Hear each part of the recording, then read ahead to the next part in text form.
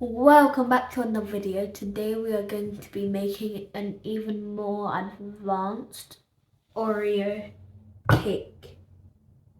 So first, empty in your 28 Oreos. Next, empty the milk. Empty up the baking powder. You empty the flour. Then sugar.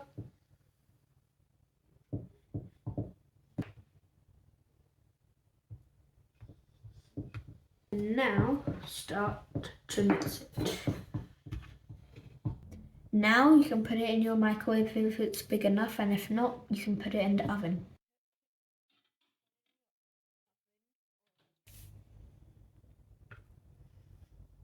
Now this is perfect.